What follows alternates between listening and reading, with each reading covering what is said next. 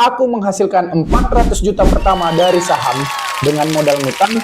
Bagaimana cara aku menghasilkannya? Simak video ini sampai selesai.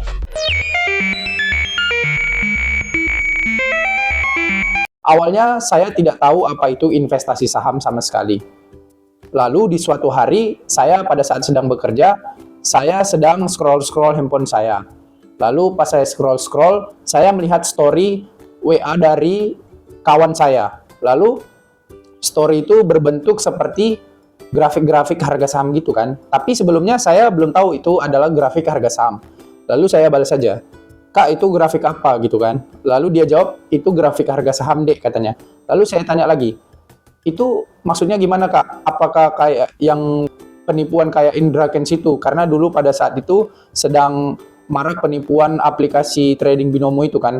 Nah, saya tanya lah seperti itu. Ternyata dia jawab, "Tidak. Itu saham itu beda, Dek. Kalau saham itu kita beli sebagian bisnis dari perusahaan." Nah, di situ saya bertanya-tanya kan, sebetulnya saham ini apa gitu. Lalu saya pelajari lah lebih lanjut dari pemberitahuan dia itu, saya searching di Google, kemudian saya lihat di YouTube apa itu saham, kemudian bagaimana cara investasinya. Nah, dari situ saya mulai belajar. Di langkah-langkah berikutnya, saya pelajari saham ini secara otodidak. Jadi saya dari baca buku sama nonton YouTube. Itu adalah metode belajar saya yang pertama. Jadi saya tidak pernah ikut kelas saham sebelumnya. Jadi dari dalam 4 tahun 4 bulan itu, saya mulai investasi saham itu dari akhir Desember tahun 2020.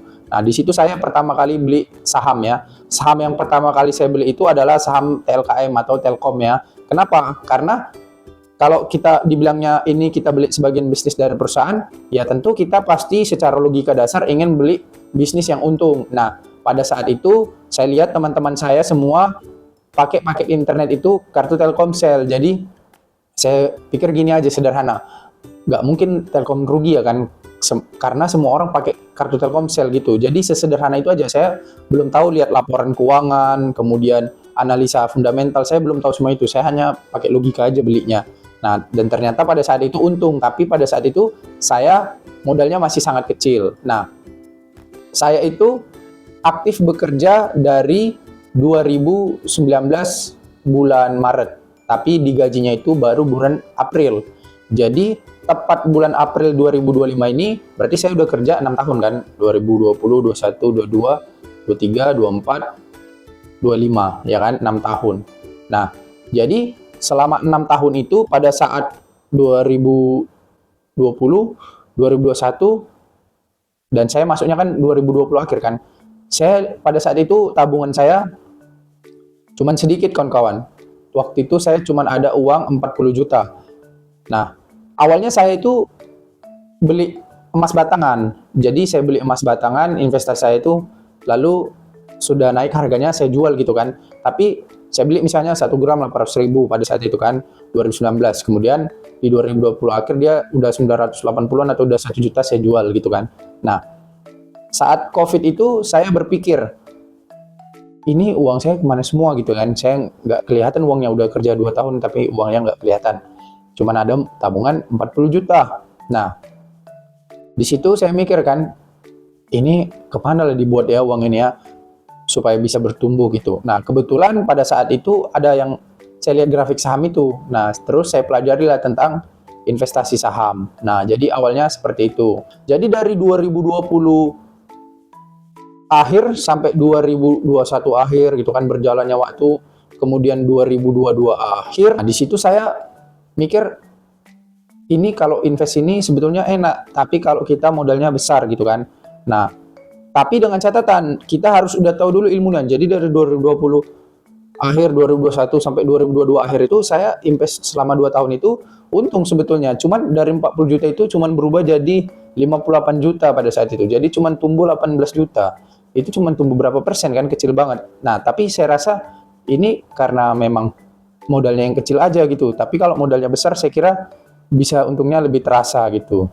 Nah, akhirnya karena saya merasa saya sudah mulai tahu tentang seluk-beluk bagaimana cara berinvestasi saham ini, di situ saya memang role model saya itu cuman Pak Lo Keng Hong sama Warren Buffett. Jadi pendekatan metode analisa saya itu cuman value investing. Nah, cuman itu ilmu yang saya tahu pada saat itu. Nah, setelah itu saya melihat value investing ini ilmunya bagus gitu, karena saya untung dari situ. Tapi kelemahan saya itu mungkin karena saya pemula ya.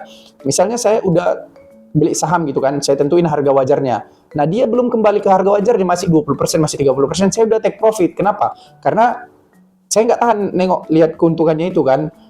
Jadi saya langsung mau realisasikan take profit gitu kan. Nah, padahal kalau saya tunggu lagi lebih lama, saham itu lebih naik harganya daripada saat saya take profit tuh. Nah, itu mungkin mental pemula ya. Jadi saya belum sanggup melihat keuntungan kayak 2 juta, 3 juta, 5 juta gitu kan.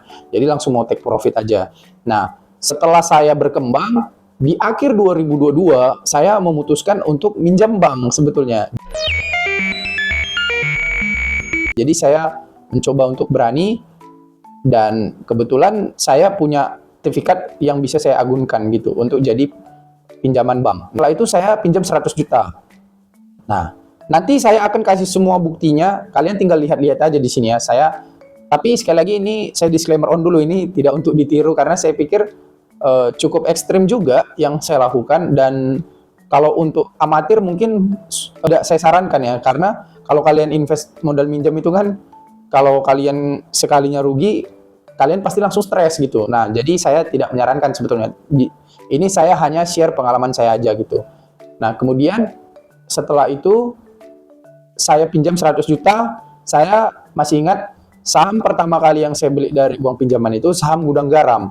Pada saat itu di akhir 2022 itu saya beli di harga 17.000 kalau nggak salah, saya 17.500 atau 17.000 gitu kan. Nah, kenapa saya beli Gudang Garam pada saat itu? Karena saya melihat bannernya masih di mana-mana, puntung rokok Surya masih banyak gitu kan. Artinya kan masih banyak yang ngisap rokoknya, dan masih banyak yang beli produknya gitu kan. Terus saya cek laporan keuangannya. Nah, di sini saya sudah tahu ngecek analisa price earning ratio, price to book value, udah tahu saya. Jadi saya lihat price earning ratio-nya tuh udah jatuh banget gitu. Karena 2019 harga Gudang Garam itu 90.000 gitu kan. Tiba-tiba turun sampai jatuh banget karena sentimen cukai rokok ya, yang dinaikin dan segala macamnya itulah kan. Price to book value-nya pada saat itu 0,70 kalau saya nggak salah pada saat saya beli. Nah, udahlah. Akhirnya saya beraniin, masuk saya 100 juta. Nah, uang yang saya kumpulkan yang dari hasil tabungan itu kan ada kan 40, jadi 50-an berapa kan. Nah, itu saya masukin ke saham BMTR. Nah, udah sama belinya di akhir 2022 itu. Nah, berjalanlah waktu kan. Januari market buka setelah libur tahun baru, rupanya saham Gudang Garam ini makin turun gitu. Dari 17.000 dia sampai titik terbawahnya itu 16.500 kalau saya nggak salah. Turun lah kan. Nah, tapi saya nggak takut. Karena apa? Karena saya udah paham sama ilmu value investing ini. Saya udah mengerti gitu kan. Karena sebetulnya kalau dia makin turun tuh makin bagus gitu. Kita makin terdiskon. Kalau kita ada uang kita bisa beli lagi gitu kan. Nah, ternyata, saya analisa PBV 1 Gudang Garam itu di 30.000 pada saat itu. Kalaupun dia nggak ke PBV 1, track record dia tiap bulan Juli itu kan bagi dividen. Bahkan saya masih ingat, dia tuh bagi dividen tuh biasanya 2.000. Kalian bisa cek nanti secara sejarahnya. Nah, kalau BMTR, saya tahu Pak Lokeng Ho masuk karena price earning ratio dan PBV-nya murah. Kemudian saya masuklah di situ. Di sini saya belum ngerti kayak misalnya bandar, kemudian broker ini tuh jelek, kemudian grup ini tuh jelek. Saya belum tahu yang gitu-gitu. Yang penting saya lihat PE ratio di bawah 7 kali dulu patokan saya. PBV di bawah 1 kali, kemudian bisnisnya bagus, laba, bertumbuh, kan itu ajaran Pak Lokeng Hong. Ya udah saya beli aja gitu. Nah, ternyata pada saat 2023 masuk tahun 2023 betul ya, Gudang Garam ini ternyata naik, dia tiba-tiba naik. Sentimen rokoknya mulai balik lagi. Pada saat itu kalau saya nggak salah cukainya itu ditunda kenaikannya. Nah, naiklah dia naik dari 17.000 naik ke 20, 23, 24. Nah, di 25.000 saya sebagian take profit. 25.000 saya take profit. Nah, nanti di sini saya kasih tunjuk ini bukti sahamnya. Kalian tinggal lihat saja. Di 25.000 saya take profit sebagian, kemudian sisanya saya jual di 29.300. Nah, disitulah saya merasakan keuntungan banyak pertama kali ya. Saya untung 60%. Jadi itu sekitar 56 atau 60 juta lah saya untung. Nah, kemudian di BMTR untung juga. Untung di situ sekitar 20 jutaan lah. Nanti kalian lihat di sini ya. Saya lupa, tapi saya masih ingat catatannya ini, saya ada ini. kalau sahamnya untung saya screenshot, kalau rugi saya lupain biar nggak ngeselin gitu kan. Tapi saya masih ingat nanti saham saya yang rugi. Nanti di sini saya akan melihatkan berapa untung saya selama berinvestasi saham selama 4 tahun, 4 bulan ini, dan berapa ruginya dan berapa keuntungan bersihnya. Nanti saya kasih semua hitung-hitungannya dan buktinya. Supaya apa? Supaya penonton di sini tuh jangan merasa apa ya? Jangan merasa minder gitu. Misalnya kita nggak dari orang keuangan gitu kan, berarti kita nggak bisa investasi saham. Nggak juga gitu. Saya juga dari nol nggak ngerti tentang investasi saham ini, belajar secara otodidak aja gitu. Tapi jadi ngerti saya. Nah, nanti saya kasih lihat benefitnya apa aja hasil dari investasi saham ini gitu. Nah, hingga sampailah saya setelah untung besar itu, saya merasa gini kan, di kepala saya gini, oh berarti kalau kita invest saham, kalau misalnya modalnya besar, ada peluang untung besar gitu kan. Di kepala saya cuma gitu aja. Nah, jadi setelah untung besar itu, saya ketagihan. Jadi saya 2023, saya top up lagi pinjaman saya top up lagi, saya tambah lagi modal saya top up 100 juta ke bank. Nah, udah, saya top up lagi 100 juta ke bank, kemudian invest lagi, invest. Nah, tapi di dalam perjalanan investasi saham ini, kawan-kawan, saya tidak terus untung. Ada juga saya yang rugi, bahkan rugi besar saya ada. Nanti saya kasih lihat saham-saham apa aja yang saya rugi. Dan ada yang ruginya cukup besar. Setelah saya top up itu, invest terus kan. Nah, di 2024, saya top up lagi. Nah, ini top up saya terakhir. Saya langsung top up 200 juta. Karena batas maksimal saya pinjaman itu hanya bisa sampai 400 juta. Oke? Jadi saya top up lagi. Saya top up modal saya kan. Nah, berputarlah itu di situ uang itu. Jadi, total saya itu, hutang itu, sebetulnya cairnya itu 395 ya. Karena ada dipotong admin dan provisi.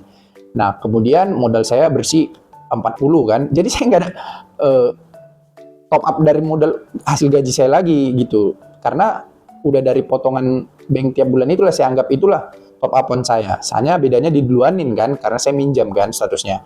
Nah, jadi berjalanlah waktu 2024 terus invest berputar uang itu. Sampailah pada akhirnya saya ada cuan besar gitu kan di saham Pegas, di saham MLPL, di saham LPKR, di saham Adaro, di saham AADI gitu. Naiklah uang itu cepat.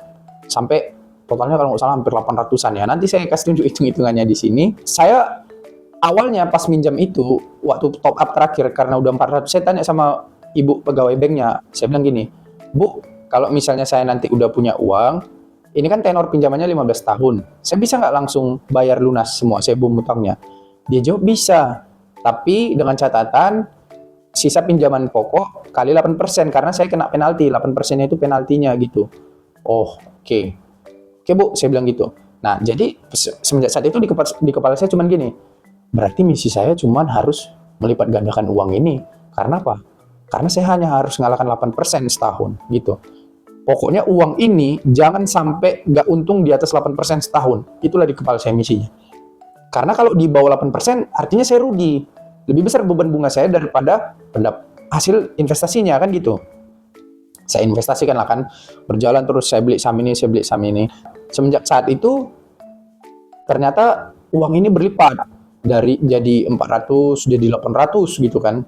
Ya udah, di kepala saya cuman gini, kalau andainya ini berhasil, dan saya bisa dapat modal ya minimal 1 kali lipat aja dari sini. Saya itu minjam itu kawan-kawan bukan untuk mau menang banyak atau dapat langsung uang banyak gitu. Di kepala saya itu cuman gini, waktu itu saya minjam supaya saya kalau untung ratusan juta, saya lunasin utang saya, sisanya yang ratusan juta dikit ini bisa saya pakai untuk modal saya.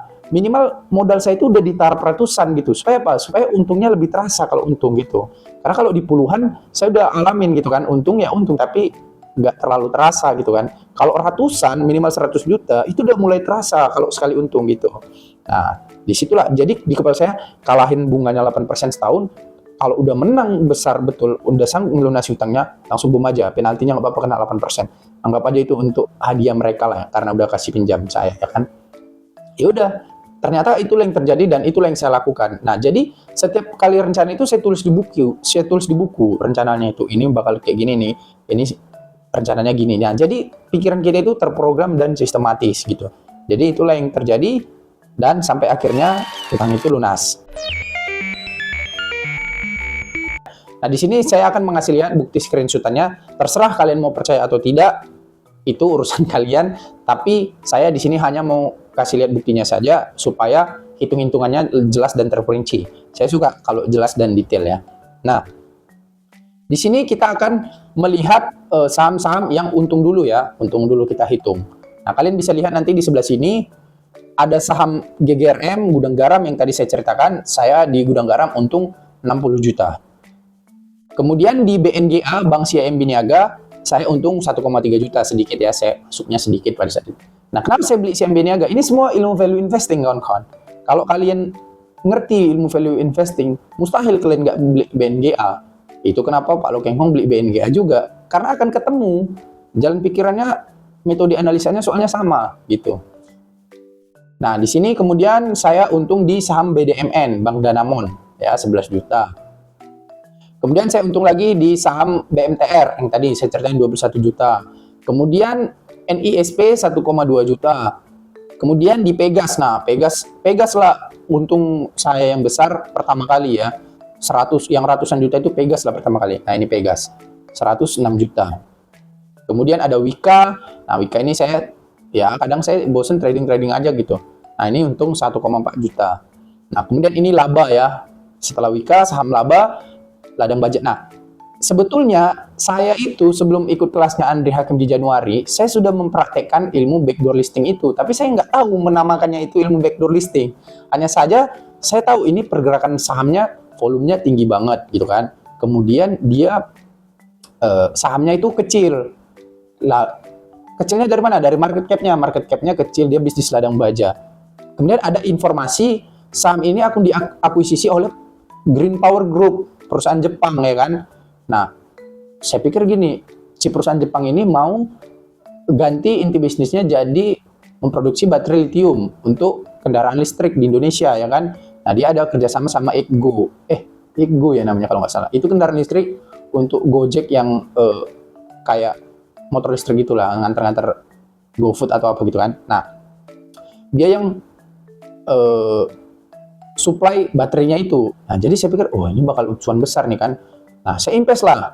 Ternyata betul ya. Nah, disinilah saya untung besar banget ya. Jadi, ilmu backdoor listing itu sebetulnya memang bikin cepat banget kawan-kawan untungnya. Saya sendiri udah merasakan ya. Nah, ini buktinya. Saya untung di laba 233 juta. Kemudian, saya masuk ke saham LPKR ya. Jadi, saham-saham ini sebetulnya, kalau kalian lihat YouTube saya, ini semua udah saya analisa di YouTube sebetulnya. Tapi saya nggak bilang beli atau nggak. Karena apa? Karena kalau saya bilang, saya udah jadi mengarahkan orang nanti kan. Sementara kalau nanti rugi, dia salahin saya. Bagus, saya hanya kasih analisa saya aja. Persoalan dia beli atau enggak, itu urusan dia sendiri gitu kan. Nah, di sini saya beli saham LPKR, saya untung 59 juta. Ini metodenya sama aja semuanya. Value investing saya gabungin sama dengan momentum gitu. Nah, kemudian MLPL ya. MLPL paling besar nih justru nih. Multipolar ya, 235 juta. Nah, saya sendiri kadang nggak tahu saya ini sebetulnya trading atau investing ya. Karena saham-saham yang saya beli ini, target harga wajarnya itu sebetulnya cepat kecapaiannya gitu. Karena mungkin lagi rame sahamnya gitu kan. Tapi kalau untuk saham LPKR, kenapa saya lepas begitu cepat padahal dia belum mencapai harga wajarnya? Karena saya tahu di situ, setelah saya telusuri lebih dalam, ternyata labanya yang 18 triliun itu berasal dari dia jual sahamnya di Siloam gitu, di silo, bukan dari hasil kinerja operasional dia. Nah, di situ saya langsung, oh aneh nih, ini bakalan cepet turun nih kalau turun kan. Makanya saya jual langsung gitu. Nah, kemudian ada Adro ya, Adro juga saya untung besar. Nah, Adro pada saat mau PUPS-in ADI, kan bagi dividen besar. Nah, dividennya saya dapat, ya kan. Nah, dividennya itu saya tebusin semua ADI saya. Ya udah, jadi dapat lainnya ADI. Nah, di ADI untung 81,5 juta. Kemudian di Bumi untung 5 juta ya. Kalian bisa lihat. Tapi di Bumi nggak tahu nih ada nggak buktinya ya. Saya soalnya trading aja sini di Bumi. Nah, itulah. Nah, jadi kalau kita total semua ini dapatlah totalnya 836,2 juta ya. Jadi untungnya sebetulnya udah gede banget, 836,2 juta. Tapi kalian kan orang tuh invest saham tuh kebanyakan cerita untungnya aja, tapi dia nggak mau cerita ruginya. Nah, saya juga ada ruginya kawan-kawan, bukan untung aja. Kalian jangan berpikir ketinggian. Mustahil orang yang nggak pernah buat salah. Warren Buffett aja buat salah kok. Dia rugi di perusahaan Ireland. Kemudian Lo Keng Hong juga pernah rugi. Dia sekarang lagi nyangkut di BMTR. Nah, jadi orang-orang pintar dan paling jenius sekalipun di saham ini pernah buat salah analisa. Jadi kalian jangan minder kalau buat salah. Tetap apa aja, berlanjut aja gitu. Jangan langsung jatuh mentalnya gitu. Nah, ini saham-saham yang saya rugi ya. Kalau rugi saya sebagian nggak screenshot, tapi saya ingat jumlahnya gitu. Karena membekas. Tapi sebagian ada ini sisa screenshotnya. Nah, ini kalau kalian lihat, saya rugi 2 juta di games. Kemudian saya rugi 40 juta di Goto ya. Nah, nanti saya kasih tahu alasannya kenapa ini saya rugi. Supaya kalian dapat ilmu dan kalian nggak usah ulangi kesalahan-kesalahan ini lagi. Biarlah kesalahan ini saya aja yang buat gitu, sebagai ongkos belajar. Nah, kalian tinggal tonton aja. Atau kalian nanti ikut kelasnya gitu. Nah, ini di saham PNLF saya rugi 14 juta. Kemudian di Nobu saya rugi 60 juta ya. Kenapa? Karena saya FOMO pada saat itu. Kenapa? Karena ada informasi bahwasanya Nobu Bank diakuisisi sama Hanwha Life. Kalian cek aja beritanya masih ada. Tapi satu hari dia setelah informasi itu terbit, dia langsung ARB kon ya. Nah, itu di situ saya mulai belajar. Oh, ternyata ada grup di Indonesia ini, ada grup yang jelek, ada grup yang bagus. Kita harus hati-hati terhadap grup yang mainnya jelek sama kalau Konglo yang bagus kita ikut gitu. Nah, itu ada ternyata ilmunya. Di situ saya dari kesalahan-kesalahan itu saya belajar. Oh, ternyata ada yang gini gitu. Nah, kemudian saya rugi di BRPT ya, Barito. Kan sama-sama bagus nih. Rugi 60 juta. Kemudian nah ada salah satu saya rugi di perusahaan sawit 34,5 juta. Saya lupa nama perusahaannya, tapi pada saat itu dia lagi naik kenceng banget. Saya beli, rupanya jatuh sahamnya. Nah, rugi saya terbesar itu di INPC ya. Nah, ini kalian lihat nih. Hari Jumat saya beli saham itu, satu hari saya beli, saya masuk 400 juta, langsung untung 32 juta. Nah, saya greedy rakus. Saya mau untung lebih besar. Ternyata, begitu market Senin, saham itu di FCA-in, di lock. Jadi, masuk FCA, baru disuspend saham itu. Disuspend lah dia sekitar 2 minggu kalau saya nggak salah. Buka suspend dia muncul langsung ARB berhari-hari ARB terus ARB sampailah saya jual lah saham itu di pokoknya saya rugi 204 juta lah di NPC. Saya jual di 200 berapa itu 202 atau 208 saya lupa. Pokoknya saya di situlah rugi besar. Saya rugi 204 juta. Nah, jadi kalau kita totalkan total kerugian saya berjumlah 414,5 juta ya. Nah, jadi kalau kita hitung untung bersihnya berapa? Nah, di sini ya, untung kalian bisa lihat sini hitungannya. Untung 836,2 juta dikurang rugi 414,5 juta, sisa 421,7 juta ya kan. Nah, jadi untung bersih saya itu 421,7 juta dalam 4 tahun. Nah, total kas bersihnya jadi berapa di RDN? Nah, itu kan untung bersih, berarti harus ditambahin modal kan. Nah, untung bersih 421 juta, 421,7 juta, tambah modal dari hutang 395 juta yang tadi saya, tambah modal awal saya yang tadi pertama kali saya masuk yang dari hasil tabungan saya murni itu 40 juta kan. Nah, jadi kalau ditotalin itu 856,7 juta ya kan. Nah, itulah. Nah, di bulan Januari 2025 karena udah tercapai impian saya itu, kan saya tadi udah janji kalau misalnya ini udah dapat modal ratusan juta, utangnya saya akan lunasin gitu.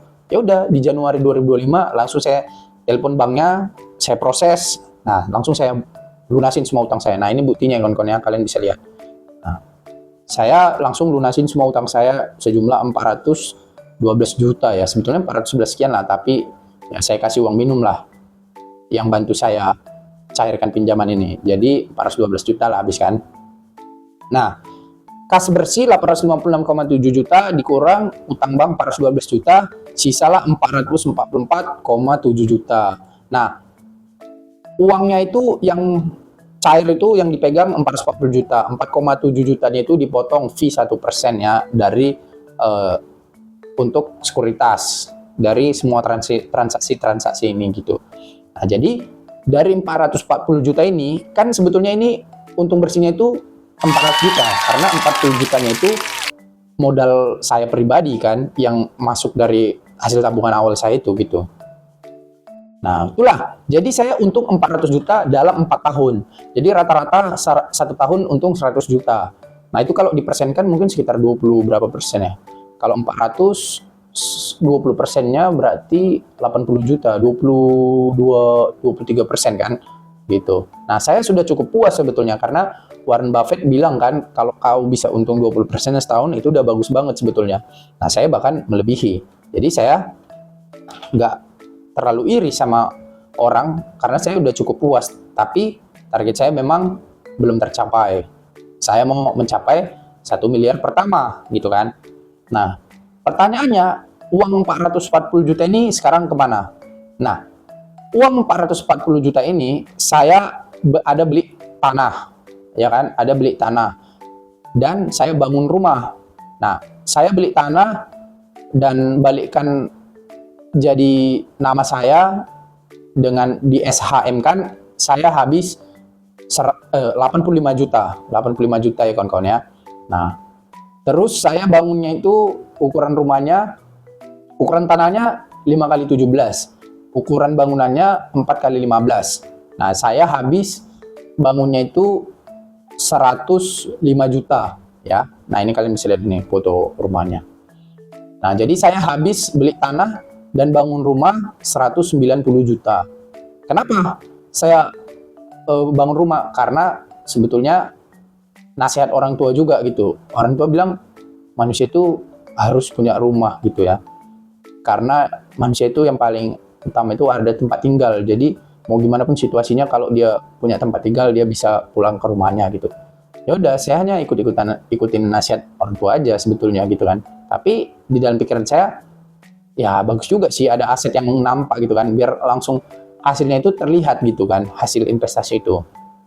Nah, tapi setelah saya pelajari tentang saham lama, saya agak nyesel juga gitu kan. Kenapa? Karena 190 juta kalau saya putar ke saham dividen dapat 10% aja itu 19 juta setahun. Sementara rumahnya ini karena belum saya tinggalin, karena rumahnya saya bangun di Medan, saya sekarang tinggal di Jakarta karena kerja di sini. Nah, rumahnya saya kontraknya cuma 6 juta. Itu kan 6 juta setahun. Berarti kan cuma 3%, 3, berapa persen. Sama kayak deposito aja. Tapi ya nggak apa-apa lah. Karena kan harga rumah sama harga tanah cenderung naik setiap tahun. Nggak apa-apa lah dari situ. Biarin aja gitu kan. Nah, itulah. Baru di Porto. Nah, ini portofolio saya kawan-kawan ya. Kalian bisa lihat di sini. Jadi portofolio saya itu 150 juta sekarang yang saya kelola. Di WiFi saya udah keluarin modal 103.500. Nah, ini sisanya 103.700, 46.300-nya ini saya buat di kas saya, ya kan. Nah, jadi modal saya yang saya putar ini dari start dari nol lagi di bulan April ini, setelah saya 6 tahun kerja dan 4,4 tahun berinvestasi, itu saya buat di Porto 150 juta sisanya. Nah, kemudian 100 juta saya buat di modal nikah yang kawan-kawan ya. Jadi saya akan menikah tahun ini, bulan 6 ini. Nah, ini buktinya ya, saya mau menikah. Jadi 100 jutanya saya kasih sama calon istri saya, sama pacar saya, biar dia aja yang pegang gitu. Pokoknya uang 100 juta inilah modal nikah. Nah, jadi uang 440 juta itu habis ke situ. Ke rumah 190 juta, ke Porto 150 juta, ke modal nikah 100 juta. Jadi bersyukur juga saya dari investasi saham ini dapat membuat saya dapat membeli rumah dan modal nikah. Jadi saya beli rumah sama modal nikah itu dari hasil investasi saham itu. Nah, sisanya saya mau putar lagi. Sekarang di Porto lah dia inilah 150 juta kan. Nah, terus pasti ada yang bertanya gini kan, karena kalau saya mendengar pun saya bertanya kan, loh Bang, jadi kalau kerja 6 tahun masa nggak ada tabungan gitu kan? Nah, kalau gitu kemana hasil tabunganmu itu gitu kan, pasti ada yang bertanya gitu kan, karena kalau saya mendengar pun saya akan bertanya gitu kan. Nah, di sini saya jelaskan bahkannya rincian dari tabungan dari hasil kerja saya. Nah, saya itu kan kerja digaji mulai dari April 2019, jadi April 2020, 21, 22, 23, 24, 25, jadi 6 tahun lah udah saya kerjakan dari April 2019 sampai April 2025 ini. Nah, gaji saya itu awalnya tuh naik dia dari 9 juta sampai berapa lah. Pokoknya rata-ratanya itu gaji saya itu setahun saya terima itu sekitar 11 jutaan ya, 11 juta. Nah, per bulan rata-ratanya. Jadi 11 juta lah. Nah, dari 11 juta ini yang bisa saya tabung itu cuman 2,5 juta kawan-kawan. Terus terang, karena 3 jutanya saya kasih ke orang tua tiap bulan. Kemudian 3 jutanya operasional untuk kerja. Karena kerjaan saya itu butuh biaya operasional lah. Istilahnya kayak paket internet, kemudian biaya ini, biaya adalah biaya operasionalnya. Nah, kemudian 3 juta lagi saya pakai untuk beli buku, senang-senang, main-main, ngasih ajak teman makan gitu. Nah, 3 jutanya ini saya habiskan tiap bulan gitu. Nah, jadi sisa yang bisa saya tabung itu cuman 2,5 juta lah. Pokoknya 2,5 juta lah yang bisa saya tabung tiap bulan. Nah, kalau 2,5 juta saya udah 6 tahun kerja, artinya 180 juta kan total tabungannya kan. Nah, kemana 180 juta itu? Pasti pertanyaan kan. Nah, 180 juta itu ke saya. Yang pertama itu tadi 40 juta yang modal awal kan. Nah, di situ 40 juta. Yang tabungan awal saya yang untuk invest kan 40. Nah, kemudian 50 juta saya bantu abang saya. Kemarin abang saya nikah ya, ini nih. Abang saya nikah, saya bantu karena abang saya kekurangan dana, saya bantu 50 juta. Oke. Kemudian saya lunasin hutang orang tua saya. Ada hutang orang tua dulu 15 juta. Saya bantu lunasin. Nah, kemudian saya kuliah kawan-kawan. Saya tamat SMK sebetulnya. Kemudian saya kuliah sarjana S1, SH, jurusan hukum saya ambilkan. Nah, setelah saya hitung-hitung, saya habis dari awal sampai tamat saya habis 55 juta. 50 juta ini buktinya. Saya habis 55 juta untuk kuliah kan. Jadi saya kuliah uang sendiri dari hasil tabungan gaji itu, nggak dibiayain orang tua. Orang tua saya, orang tua apa ya, nggak kaya, miskin lah kan. Nah, kemudian 20 juta lagi saya beli motor. Saya ada motor ini buktinya. Nah, saya 20 juta saya beli 3 motor bekas.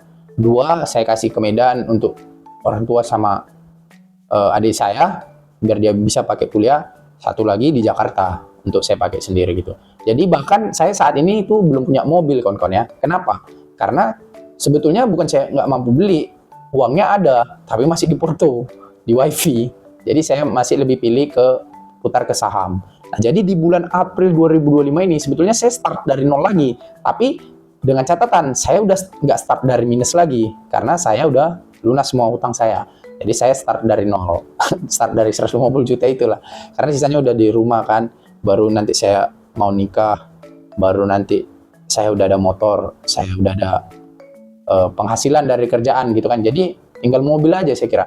Udah ada rumah, udah nikah, udah ada motor, udah ada kerjaan, penghasilan rutin, kemudian tinggal mobil aja saya pikir sebetulnya.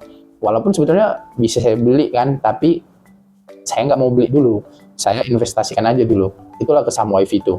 Jadi dia bertumbuh, nanti baru kalau udah banyak baru saya beli mobil. Itu pun mobil bekas aja nanti beli gitu kan. Nggak perlu beli mobil baru gitu. Oke, nah itulah jadi hitung-hitungannya. Jadi pas kan 180 juta habis, 440 juta habis. Jadi pokoknya sisa uang yang saya putar ini tinggal inilah 150 juta ini di saham ini. Dan itu pun saya all in di WiFi aja semua ini. Mudah-mudahan lah berhasilin. Kalau nggak berhasilin ya udah mampus lah, start dari nol lagi kita. Oke, nanti saya akan update lah tiap akhir bulan. Nanti ini kan bulan April. Nah, akhir April nanti saya coba analisa lagi WiFi. Akhir Mei saya coba. Nanti saya kasih lah recapannya. Kita lihat bersama-sama gimana sih pertumbuhan WiFi ini sampai akhir tahun ini. Mau gimana nanti hasilnya ini? Saya juga nggak tahu. Pokoknya kita ikuti aja lah cara main Pak Hasim dan kawan-kawannya. Oke. Nah, itu sudah clear, udah habis semua. Selanjutnya saya akan mau menjelaskan kenapa di saham-saham yang tadi itu rugi. Nah, setelah saya pikir-pikir dan saya refleksi sampai dengan hari ini, supaya saya kasih tahu ini supaya kalian jangan terperangkap dan terjebak lagi sama kesalahan saya ini. Cukup saya aja yang salah gitu. Dan kalian nggak perlu kasih ongkos belajar itu gitu kan. Nah, semua saham-saham yang saya rugi ini akibatnya cuma 2. Yang pertama, saya meninggalkan filosofi dan prinsip saya. Bahwasanya saya sebelum membeli saham harus menganalisa dulu betul-betul. Nah, yang kedua saya FOMO. Kenapa? Karena harganya naik-naik terus kan. Saya beli, saya takut ketinggalan. Nah, saya beli sebenarnya Cuman saya greedy. Yang ketiga, oh mungkin tiga ya, greedy, rakus. Saya pengen cuan yang banyak ya kan. Rupanya harga saham itu jatuh gitu. Jadi kalau kalian invest saham, yang pertama, analisa dulu betul-betul sahamnya baru kalian beli. Pahami dulu inti bisnisnya baru kalian beli. Yang kedua, kalian jangan FOMO, jangan kejar saham yang udah naik terus. Jangan kejar. Oke, yang kedua, biarin aja. Mungkin bukan rezeki kalian lah kalau dia udah naik kejar. Yang ketiga adalah jangan kalian greedy, rakus. Jadi kalau udah cuan, udah kalian nggak nganalisa, kalian cuan, udahlah take profit aja gitu. Hitungannya trading aja gitu. Karena kalau kalian rakus, kalian nggak tahu ini bakal turun dan turunnya sampai seberapa dalam. Dan kalau turun pun kalian bingung, aku harus bersikap kayak mana ya? Karena kalian nggak analisa terlebih dahulu. Kalau udah dianalisa kan, saya kalau saham yang udah saya analisa, saya perhatikan nih semua yang untung-untung ini, saya udah analisa, saya nggak takut. Dia turun pun saya nggak takut. Karena saya udah tahu target harganya segini, target batas bawahnya segini, saya bakal untung segini. Saya udah tahu gitu. Harga wajarnya sekian gitu. Nah kalau saham yang kita FOMO, kita beli-beli aja gitu, kita nggak tahu. Kita nggak hitung harga wajarnya. Disitulah kita nggak ngerti menyikapi psikologi dan investasi kita gitu kan. Makanya saya rugi ya, rugi banyak. Terus terang, yang saham-saham saya yang rugi ini, saya nggak analisa dulu. Saya hanya beli langsung aja karena harganya naik. Saya prediksi besok naik lagi ini gitu kan. Cuman gitu aja kan. Dan berujung kerugian. Kecuali PNLF lah. PNLF, saya udah analisa sebetulnya murah gitu kan. Cuman pada saat itu saya jual mendadak karena lagi butuh uang gitu. Oke. Nah, udah clear ya. Jadi semuanya tinggal kalian pelajari dan kalian analisa. Semoga apa yang saya ceritakan ini bisa bermanfaat buat kalian. Dan ini akan jadi recap dan record aja sih buat sejarah saya. Saya mau lihat nanti di masa depan startnya segini di bulan ini, di tahun ini jadi berapa nih nanti ya kan di akhir tahun gitu. Ya semoga cuan lah gitu. Semoga kita cuan sama-sama. Oke kawan-kawan, di akhir video ini saya mau sampaikan saya akan memulai kelas batch 4 di bulan April ini. Jadi mulai 2025 ini saya mau konsisten buka kelas batch 1 Januari, batch 2 Februari, batch 3 Maret, batch 4 April. Nah, nanti batch 5 di Mei. Pokoknya dia 3 hari sedekat-dekat akhir bulan lah biasanya saya adakan. Nah, kelas batch 4 ini kita akan mulai sebentar lagi di akhir bulan, 3 hari sebelum akhir bulan ya. Nah, untuk kalian yang mau ikut dan mau belajar investasi saham bersama saya akan langsung ajari semua ilmu yang sudah saya alami dan saya ajari berdasarkan experience saya pribadi. Dan ilmu itu saya akan sumbangkan ke kalian. Kalau kalian mau lebih lanjut tahu tentang produk digital yang saya jual ada kelas saham, ada produk digitalnya berupa bentuk video aja, kemudian ada konsultasi, kemudian ada jadi penasihat pribadi. Nah, di sini paket-paketnya, dan kalau kalian mau tahu tentang informasi lebih lanjut tentang produk digital saya, kalian langsung tinggal chat aja ke nomor saya yang ini. Oke? Dan saya juga ada buat grup WA, kelas saham investor logis. Di situ kita akan berkumpul dengan semua investor di seluruh Indonesia yang sedang belajar tentang investasi saham dan bertukar informasi. Semoga video ini dan apa yang saya sumbangkan bisa bermanfaat untuk keberlangsungan pertumbuhan investor di Indonesia. Terima kasih. Sampai jumpa di video berikutnya.